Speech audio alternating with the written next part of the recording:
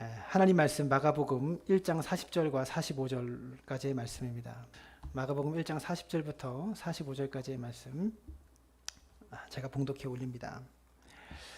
한 나병 환자가 예수께 와서 꿇어 엎드려 간구하여 이르되 원하시면 저를 깨끗하게 하실 수 있나이다.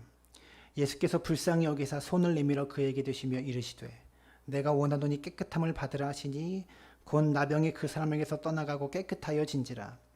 곧 보내시며 엄히 경고하사 이르시되 삼가 아무에게도 아무 말도 하지 말고 가서 내 몸을 제사장에게 보이고 내가 깨끗하게 되었으니 모세가 명한 것을 들여 그들에게 입증하라 하셨더라.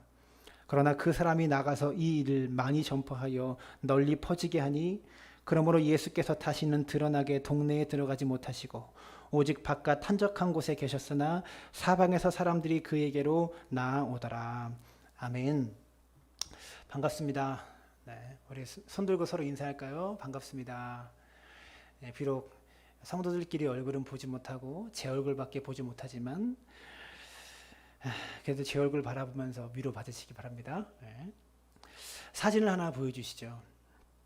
이 사진은 코로나 전국에 대처하기 위해서 미국의 마이크 펜스 부통령이 백악관에서 스태프들과 함께 기도하는 장면입니다.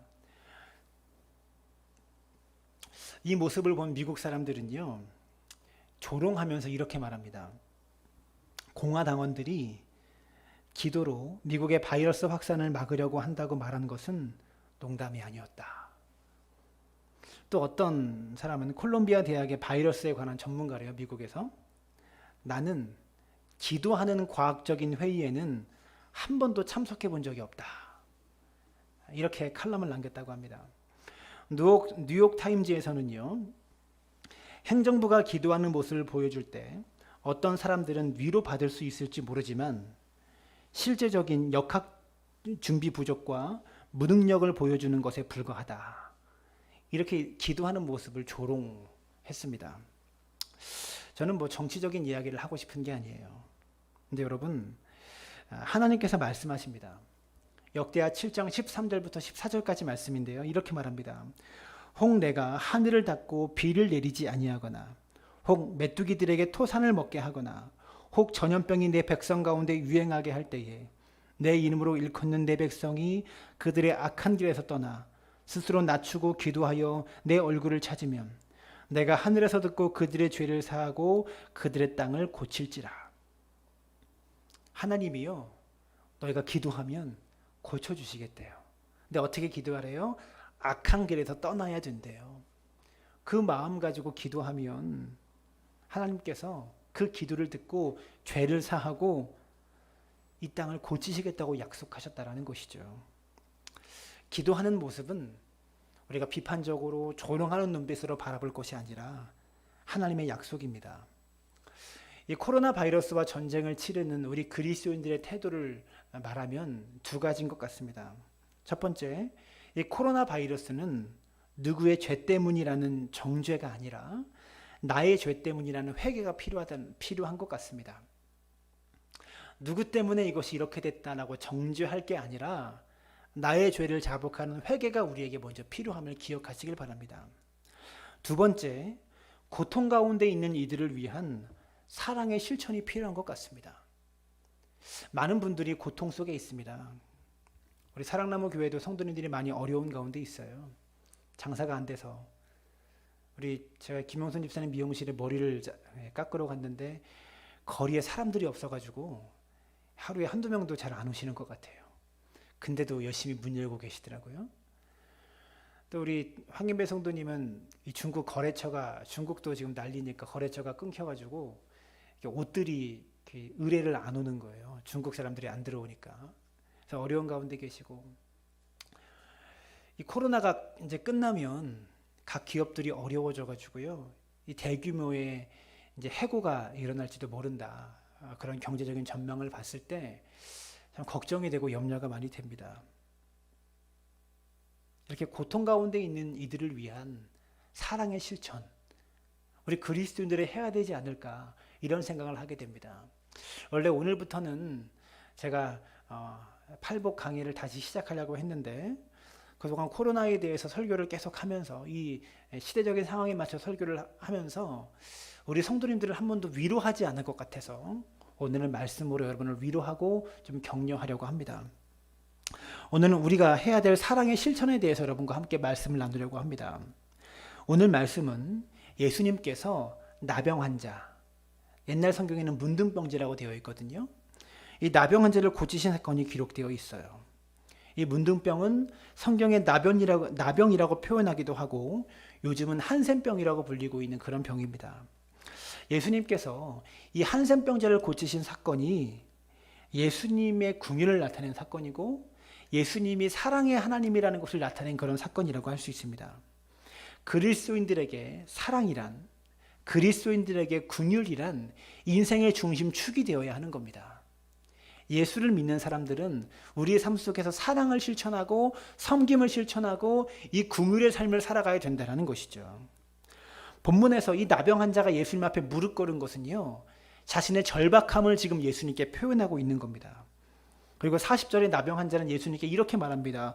원하시면 저를 깨끗하게 하실 수 있나이다. 너무나 단순하게 자기가 지금 원하고 있는 것이 무엇인지를 예수님께 고백하고 기도했습니다. 여러분, 우리가 인생이 절박하면 절박할수록 기도는 단순해지는 겁니다. 우리의 기도가 복잡하고 우리의 기도가 난잡하다면 그만큼 우리가 절박하지 않은 것이죠. 하나님 앞에 이 어려운 순간에 절박하게 단순하게 기도하실 수 있게 되기를 바랍니다. 한국에 한센병 환자들이 모인 이 나환자촌에서 목회하셨던 목사님께서 이 한국의 나환자들을 10년 동안 돌보시며 목회하시다가 지금에는 이 중국에 가셔서 중국에 있는 나환자들을 돌보시는 선교사님으로 계시는데 이분의 성함이 김요석 목사님이십니다. 이분은 그 독일의 뒤핑겐 신학교라는 곳이 있어요. 이 독일 신학은 최고인데 미국 신학보다 한 단계 좀 위라고 말할 수 있는 것이 독일 신학인데요. 이 독일에서 15년 동안 신학을 공부하셨던 엘리트 신학자입니다. 근데 이분이 한국에 들어오셔서 한국 신학교에서 신학생들을 가르치다가 여러분 독일에서 공부하고 올 정도면 한국에서도 최고의 대접을 받는 최고라고 말할 수 있는 그런 신학자거든요. 근데 신학교에서 교수로 가르치다가 하나님이 나를 부르시는 곳이 어딘가 기도하고 고민한 끝에 전라남도 영암군이라는 곳에 있는 나환자 정착촌에 들어가셔서 영호교회라는 교회에서 10년 동안 나병 환자들을 돌보며 그들을 치는 목회를 하십니다. 이분이 영호교회에서 10년 동안 만났던 이 나병 환자들과의 끈끈한 교제를 오늘 말씀의 중간중간에 제가 이야기하려고 합니다. 이 김효성 목사님의 사역 가운데 있었던 일을 제가 소개하려고 하는데요. 영호교회를 목회하실 때 아주 나이가 많으신 78세 되신 할머니가 계셨다고 합니다. 이 할머니께서 18살에 나병에 걸리셨대요. 그래서 아버지가 이 18살에 이 할머니가 나병에 걸리셨으니까 아버지가 이 딸을 골방에다 가뒀습니다. 6남매 중에서 이 문둥병에 걸린 이 할머니가 첫째 딸이었는데 이제 첫째 딸이 문둥병에 걸렸으니 우리 집안이 다 망하게 생겼다라고 하면서 모든 식구들의 눈치가 다 이 나병에 걸린 이 딸이 좀 나가서 죽어줬으면 이런 눈치였다고 합니다. 하루는 딸이 잠들지 못하고 이렇게 밤새 뒤척이는데 아버지가 밖에서 숫돌에다가 낫을 막 갈고 계시더랍니다. 이렇게 숫돌에다가 낫을. 갑자기 마음에 오늘 밤에 아버지가 나를 죽이려고 하나 보다. 이 생각이 머릿속에 스쳤대요. 18살에.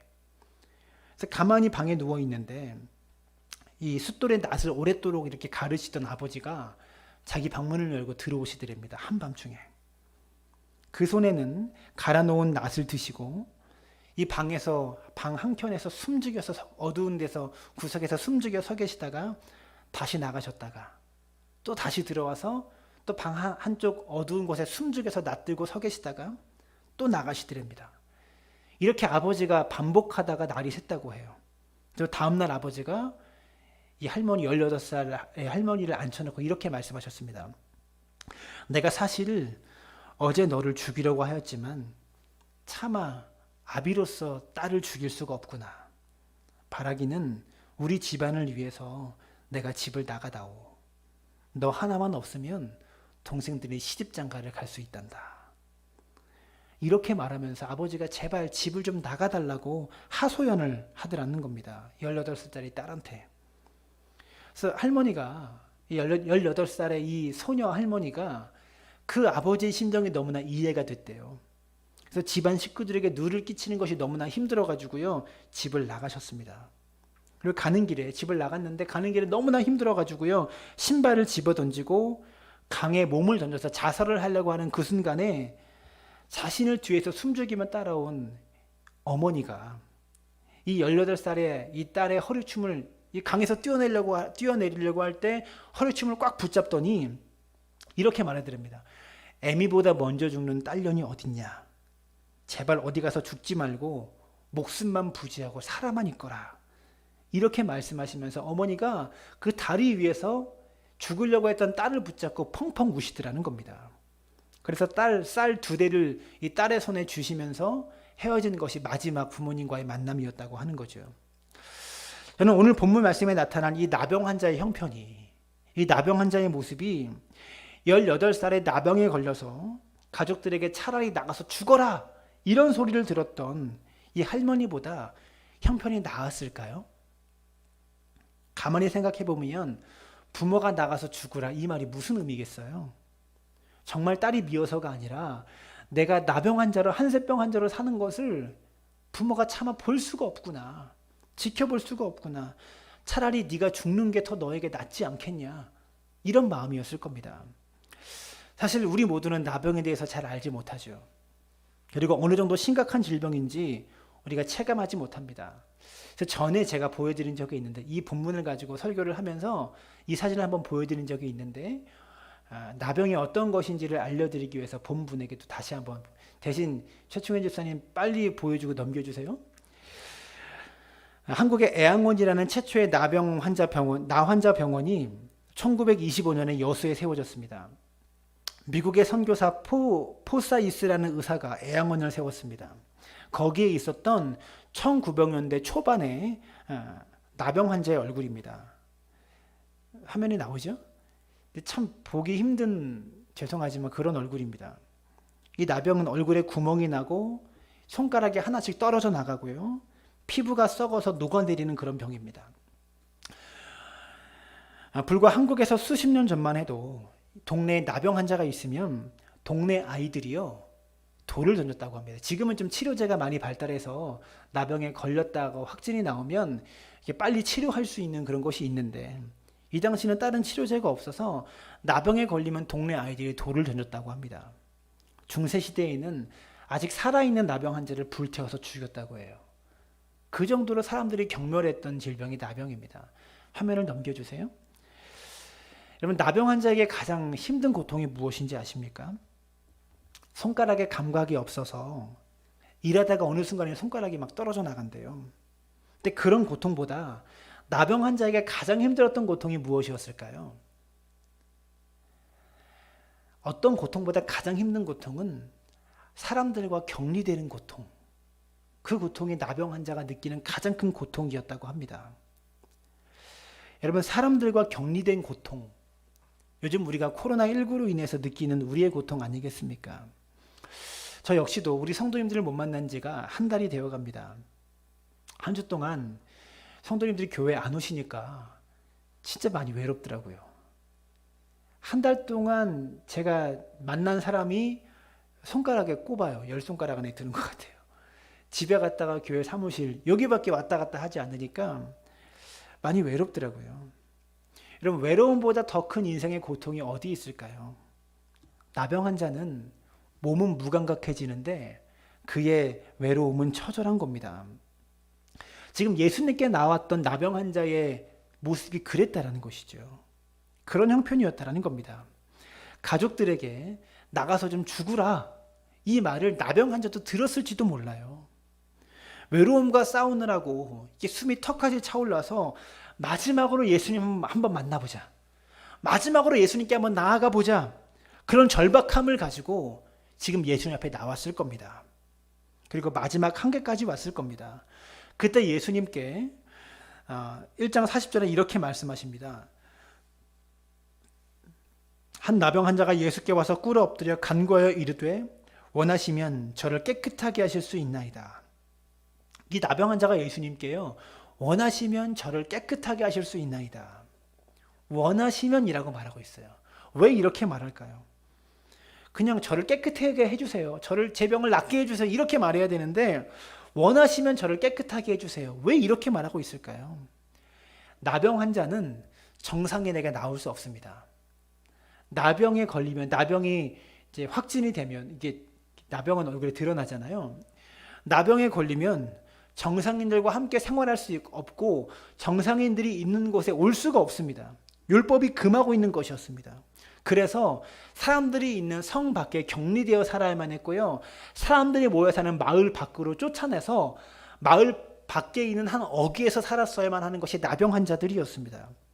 그런데 이 나병 환자가 이 율법을 어기고 정상인들 앞으로 왔잖아요. 허락도 없이 사람들이 많이 모여 있는 곳에, 그리고 예수님의 발 앞에 예수님의 길을 막아서고 그 앞에 엎드립니다. 이 나병 환자가 그게 너무 죄송하고 송구스러운 거예요. 지금 사람들이 있는 곳에 가면 안 되는 자신이 지금 사람들이 많이 있는 그곳에 가서 엎드린 것이 죄송하고 송구스러운 거예요. 그래서 원하시면 저를 깨끗하게 해주세요. 이렇게 말하고 있는 거죠. 이 나병 환자는 주님께 미안한 겁니다. 모여있는 사람들에게도 미안하고, 주님께서는 자신의 나병을 고칠 수 있다고 확신하고 있지만 사람들 앞에 이렇게 나온 것이 미안한 거죠. 그래서 땅에 엎드린 거예요. 이 나병 환자가 예수님께 엎드려 있는데, 지금 엎드렸는데 예수님의 얼굴을 똑바로 쳐다볼 수 있었을까요? 저는 없었을 것이라고 생각합니다. 땅에 엎드려가지고 자신의 얼굴을 감추려고 고개를 팍 숙이고 있고요. 손가락이 다 떨어진 그 손을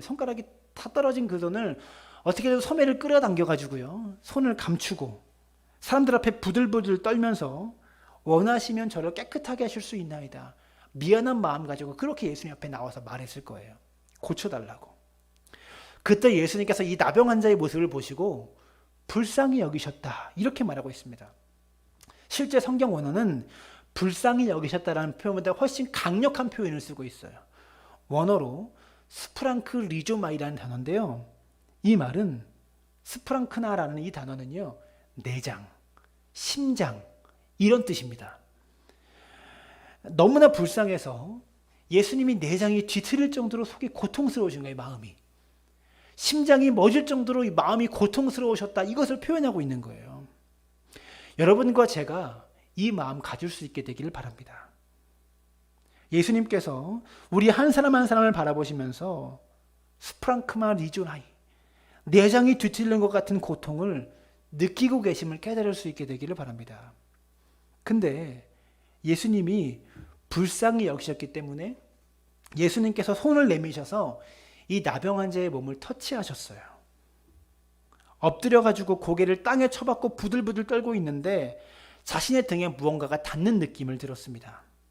아마 예수님의 손길을 나병 환자가 느꼈을 때는 몸에 전율이 느껴졌고 온몸에 전기가 흘렀을 것이라고 저는 생각합니다. 평소에 예수님은요, 말씀만으로 환자들을 고치셨어요. 그리고 심지어 주님께서는 멀리 떨어져 있는데 30-40km 밖에 있는데 이 자리에서 말씀만으로 멀리 떨어져 있는 그 환자의 병을 고치신 기적도 있습니다. 그러니까 예수님께서 여기서 이 나 환자를 터치하지 않고 만지지 않고 몸이 깨끗하여질지어다 말씀 한마디만 하시면 충분히 고칠 수 있는 그런 일이라는 것이죠. 이 나병 환자가 만진 물건만 만져도 부정해지는 것이 이 당시 율법이었습니다. 마치 요즘과 같죠. 확진자가 다녀간 곳은 다 폐쇄가 되고 문 닫아놓고 소독해야 됩니다. 그리고 또 며칠 동안 문도 못 열어요. 이번 주에는 우리 교회 근처에 있는 아파트에서 확진자가 나왔고요. 마석의 중심에 있는 아파트에서 확진자가 나왔다고 문자가 왔습니다. 여러분, 그러다 보니 모두의 마음이 불안합니다. 아마도 그 아파트에 계시는 모든 사람들의 마음이, 입주민들이 다 불안할 거예요. 그런데 예수님께서 나병 환자를 직접 만지셨습니다. 많은 사람들이요, 예수님이 제정신인가? 이렇게 생각했을 거예요.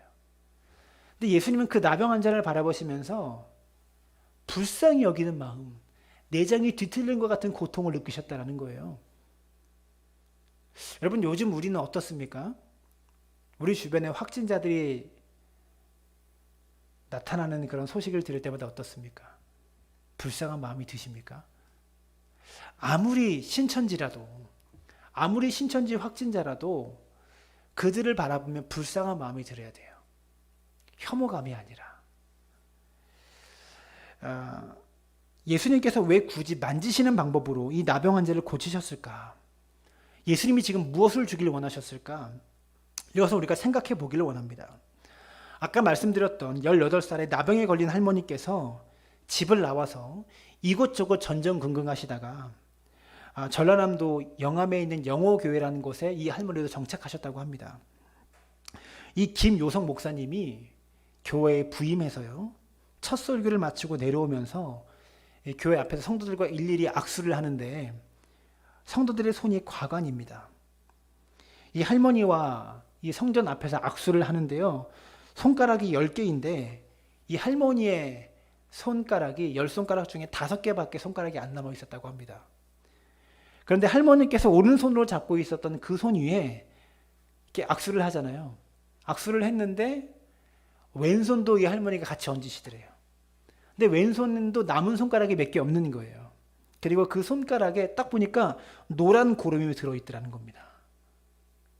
그 고름이 가득 들은 손을 가지고 목사님의 손을 이렇게 비비더래요. 그래서 목사님이 반사적으로 손을 이렇게 빼려고 했는데 그 할머니께서 목사님 손을 더 꽉 잡으면서 이렇게 말하더랍니다. 목사님, 제가 18살에 문둥병에 걸려서 올해가 78입니다. 60년 만에 처음 만져보는 성한 사람의 손입니다.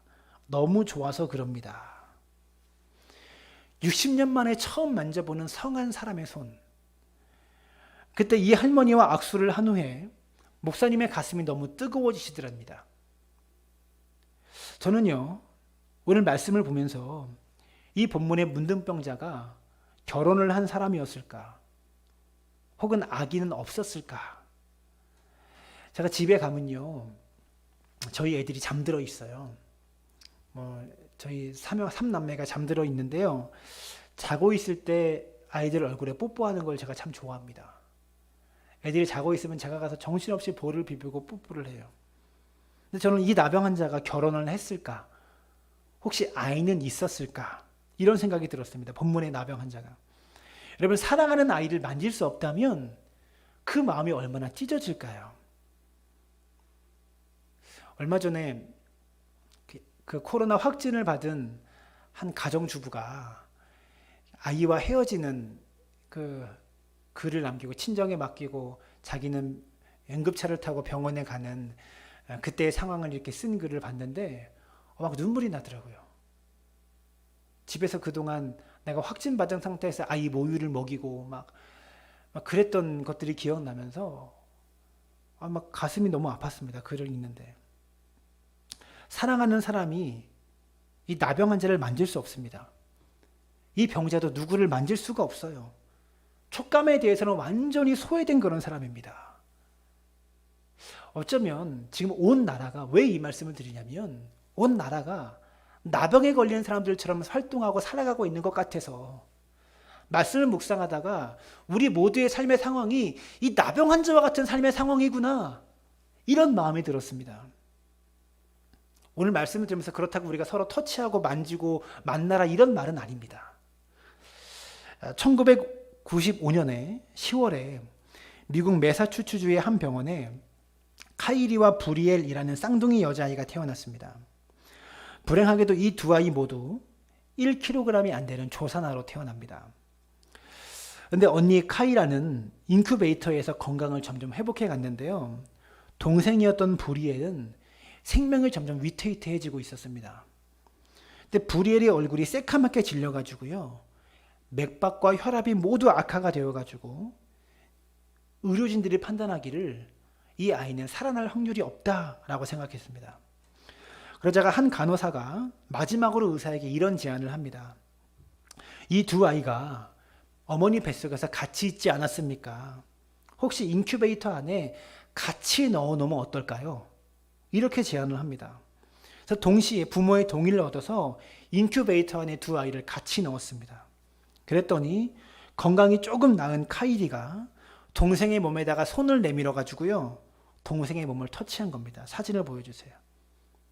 이렇게 터치를 했는데요, 그러자 기적처럼 이 부리엘이 급속도로 안정감을 찾아가더니 맥박과 모든 수치들이 정상을 향해 움직이기 시작했고요, 죽어가고 있었던 이 부리엘이요, 다시 살아난 겁니다. 기적처럼. 최첨단 의료기술이 해내지 못한, 최첨단 최고의 공부를 한 의사들이 해내지 못한 그런 일을 1kg도 안 되는 쌍둥이 조수가의 터치가 생명을 살린 겁니다. 저는요, 예수님의 손길이 나병 환자의 몸에 닿는 순간 이 병자의 속에 죽어가고 있었던 무엇인가가 다시 살아났을 것이라고 생각합니다. 자기의 몸에 손을 대주는 누군가가 이 땅에 있었다라는 거. 아마 이 본문의 나병 환자, 예수님이 처음 아니었을까? 나병에 걸린 후로 예수님이 처음 아니었을까? 이런 생각이 들더라고요. 어머니도 만지지 못하고 제발 어디에서 사람만 있어 달라고 간청했던 그 몸을 예수님이 만지신 거예요. 그리고 예수님께서 말씀하십니다. 내가 원하노니 깨끗함을 받으라. 그 순간 나병이 떠나갑니다. 사랑하는 여러분, 우리 주님께서 우리를 지금 이 순간도 만지고 계십니다. 이 터치를 느끼실 수 있게 되길 바랍니다. 나병에 걸린 환자처럼 누구와도 접촉하지 못하고 누구도 만나고 있지 못하는 내 삶의 상황 속에서 지금 하나님이 여러분을 만지고 계세요. 이 터치를 알아야 합니다. 왜 우리를 만지시는지, 왜 이 나병 환자를 만지셨는지, 여러분과 제가 이 터치를 느끼고 왜 우리를 만지고 계시는지를 우리가 알 수 있어야 된다는 거죠. 정말 중요한 것은요, 무엇입니까? 나병이 낫는 게 중요한 겁니까? 아니면 예수님의 터치가 중요한 것입니까? 정말 중요한 것은 예수님의 터치입니다. 예수님이 우리를 사랑하신다라는 겁니다. 그리고 병이 낫는다는 것은요, 사랑의 한 표현으로 병이 낫은 것뿐이에요. 본질은 무엇이냐? 예수님께서 우리의 더러운 몸에 손을 대실 정도로 우리를 사랑하셨다라는 거예요. 여기에 복음이 있는 겁니다. 복음은 병이 낫는 것이 복음이 아니라 예수님께서 나의 고통을 이해하시고 이 고통 속에 있는 우리를 사랑하신다는 사실에 복음의 진수가 담겨 있는 거예요.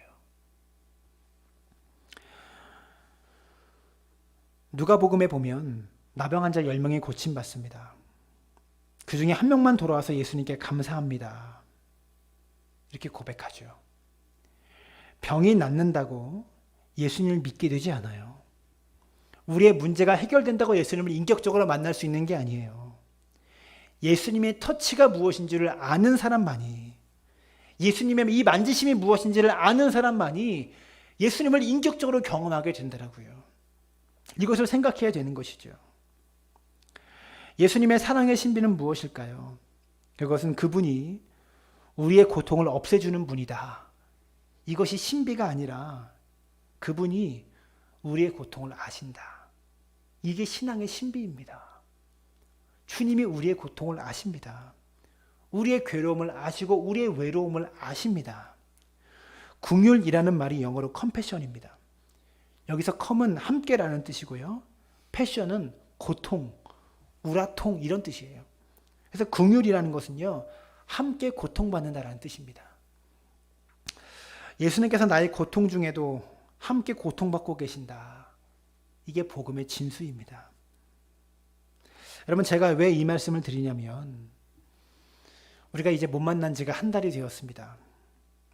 다음 주면 한 달이 넘어가요.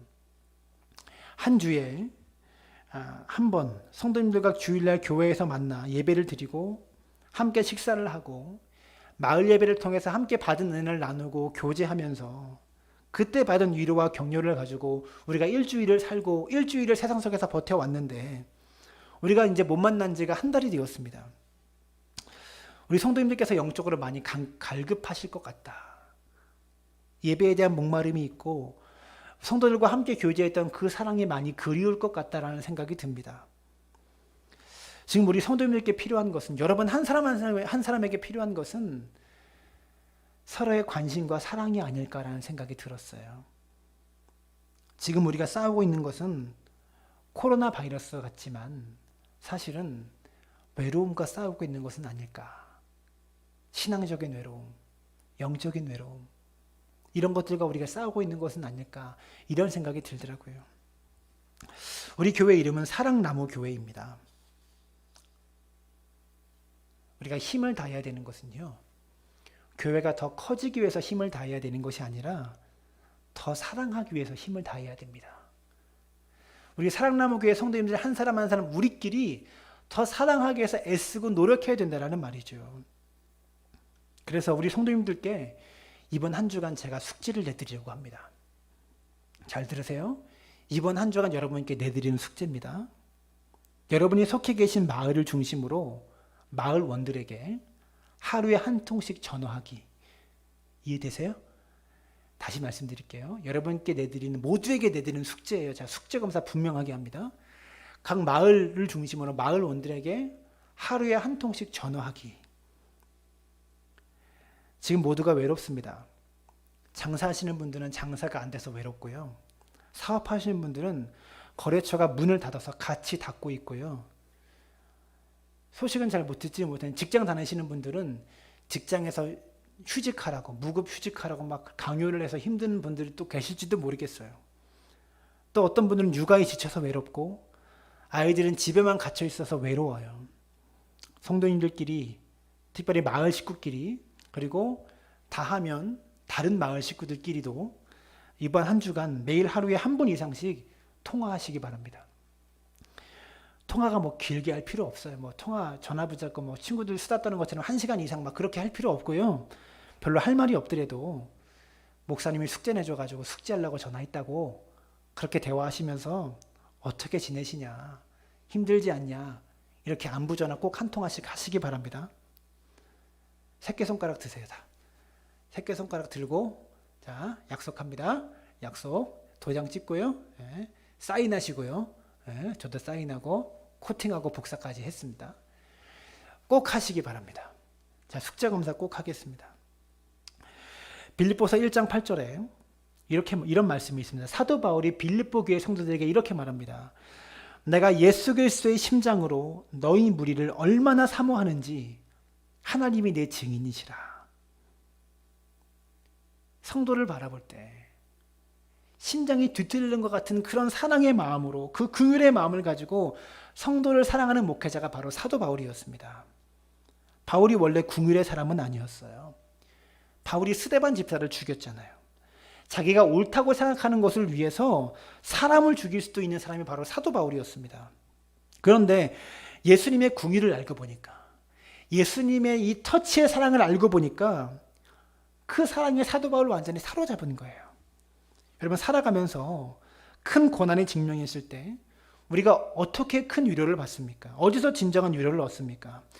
문제가 해결될 때 위로를 얻습니까? 아니면 누군가가 기가 막힌 조언을 해줄 때 위로를 얻습니까? 정말 마음의 위로는 어디서 얻을까요? 고통이 너무 크면 무슨 말을 해줘야 될지, 어떤 조언을 해줘야 될지 막막할 때가 많이 있어요. 목회를 하면서도 어떤 성도님들은 삶의 고통이 너무 크고 극심하면 하나님께 원망하는 마음이 막 생기더라고요. 하나님, 저 집사님, 저 권사님 고난이 너무 힘듭니다. 그러시면 안 돼요, 하나님. 이렇게 막 하나님께 막 투덜대고 싶을 때가 참 많이 있어요. 여러분, 우리가 삶 속에서 어떻게 이 사랑을 실천해야 될까요? 오늘 예수님처럼 우리가 손 내밀어 줄 수 있다는 겁니다. 외로움과 처절하게 싸우고 있는 그 나병 환자에게 먼저 예수님의 손을 갖다 대서 터치하셨던 것처럼 우리가 손 내밀어 줄 수 있다는 겁니다. 예수님께서 나병 환자에게 손을 댄 것처럼 우리가 그런 사랑을 실천할 수 있게 되기를 주님의 이름으로 축원합니다. 여러분, 우리가 손을 대면 나병이 나을까요? 저는 그런 역사가 지금도 일어날 수 있다고 확신합니다. 근데 정말 중요한 것은요, 나병 환자에게 손을 대는 것은 누구나 할 수 있는 겁니다. 나병을 고치는 것은 어쩌면 아무나 할 수 있는 일은 아닐 수 있지만, 그 나병 환자에게 손을 대는 것은 누구나 할 수 있는 겁니다. 누군가의 삶의 문제를 해결해 주는 것은요, 참 어렵습니다. 누군가의 경제적인 문제, 누군가의 고통의 문제, 그것을 해결해 주는 것은요, 참 어려워요. 그러나 그에게 따뜻한 말 한마디 건네주는 것은 누구나 할 수 있는 일이라는 것을 기억하시길 바랍니다. 치유보다 중요한 것은 긍휼입니다. 왜냐하면 이 긍휼의 마음을 가져야 치유가 나타날 수 있기 때문에 그렇습니다. 우리 주변에 힘들어하시는 분들에게, 아파하시는 성도님들께 먼저 손 내미실 수 있는 믿음의 사람들 되시기를 부탁을 드립니다. 제가 전화번호 다시 한번 싹 보내드릴게요. 사무연락에 있지만 제가 전화번호, 종교인 전화번호 싹 보내드릴 테니까 꼭 숙지하시기 바라요. 여러분이 아파서 병원에 갔다고 생각해 보십시오. 친구가 밖에서 기다리고 있습니다. 의사한테 찾아가서 상담을 다 받고 내려왔어요. 그러면 의사가 나를 위로하겠어요? 아니면 친구가 나를 위로하겠어요? 누가 위로를 해줄까요? 의사가 위로해 줄까요? 친구가 위로해 줄까요? 나를 기다린 친구가 나를 위로하는 겁니다. 우리가 줄 수 있는 최고의 선물은 무엇인가? 그것은 치유가 아니라 사랑입니다. 관심입니다. 이것을 기억하실 수 있게 되기를 바랍니다. 우리가 함께 신앙생활하면서 성도가 가지고 있는 삶의 문제를 해결해 주기는 참 어렵습니다. 그러나 그를 위로하고 살아가는 것은 누구나 할 수 있는 일이라는 말이죠. 돈이 없어도, 내가 건강하지 않아도 이 사랑의 마음, 이 관심, 긍휼은 누구나 줄 수 있다라는 말입니다. 김요성 목사님이 60년 만에 이 성한 손을 만지고 감격해 하시는 그 할머니에게 목이 메어가지고 물으셨대요. 할머니 건강하셨으면, 이 나병에 걸리지 않으셨으면 시집도 가고 손주도 보시고 이렇게 재밌게 사실 수 있으셨을 텐데 병 때문에 너무 고통스러운 세월을 사셨죠. 하나님이 원망스럽지 않으세요? 이렇게 물으셨답니다. 너무 목사님이 가슴이 아프고 목이 메어서 그때 할머니가 이렇게 대답하셨대요. 목사님, 내가 나병에 걸린 게 얼마나 감사한지 몰라요. 이 병 때문에 내가 예수님 만나게 되었잖아요. 그 대답에 더 목이 메이셨대요. 하루는 할머니가 이 밭을 매다가, 교회 앞에 있는 밭을 매다가 손가락이 하나가 툭 떨어졌다고 합니다. 7번째 손가락이 떨어진 거예요. 그 손가락을 할머니가 들고, 떨어진 손가락을 들고 웃으면서 목사님을 찾아가셨대요. 이렇게 말했답니다. 목사님, 저 손가락이 이제 3개 남았네요. 목사님 마음이 어떻겠어요? 그 떨어진 손가락 보고 기겁하시고 깜짝 놀랐는데 할머니가 또 말씀하십니다. 목사님, 저 손가락 3개 가지고도 계속해서 교회 청소할 수 있고 봉사할 수 있어요. 그리고 주일날 목사님 진지상도 제가 차려드릴 수 있습니다. 감사합니다. 그러고 가시더래요. 이런 성도님과 목회하는 목회자는 참 행복할 것 같다는 생각을 합니다. 근데 이 목사님이 그러시는 거예요. 간증 영상 거의 2시간짜리 되는 영상을 제가 앉아서 봤는데 손가락도 없고 노란 고름이 터질 것 같은 할머니의 손을 잡는 순간 내가 할머니의 손을 잡아주는 것이 아니라 주님께서 내 손을 잡고 계신 듯한 느낌이 들었다. 그러더라고요.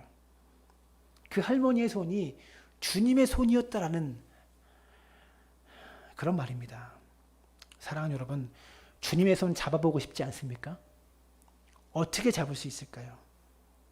함께 신앙생활하는 고통당하는 성도의 손을 잡는 순간, 내 옆에 있는 성도와 함께 아픔을 공감하는 순간, 내 주변에 있는 삶의 어려움을 당하는 지극히 작은 자의 손을 잡는 그 순간 내가 잡은 그 손이 예수님의 손이었구나는 사실을 깨달을 수 있다는 거예요. 사랑하는 여러분, 이 말씀 한 구절 읽으면서 오늘 설교를 마치고자 합니다. 마태복음 25장 40절입니다. 내가 진실로 너희에게 이르노니 너희가 여기 내 형제 중에 지극히 작은 자 하나에게 한 것이 곧 내게 한 것이니라.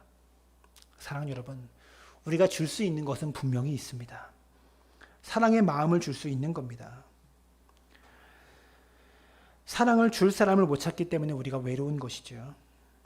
그 사랑을 못 찾기 때문에 우리의 삶이 무의미한 겁니다. 매일매일 여러분의 삶에서, 여러분의 일터에서 그 사랑할 수 있는 사람, 그렇게 사랑을 베풀 수 있는 사람을 찾아내시기를 바라고, 우리 교회에 있는 성도들끼리 그렇게 사랑할 수 있는 참된 사랑나무 교회가 되어지기를 주님의 이름으로 축원합니다.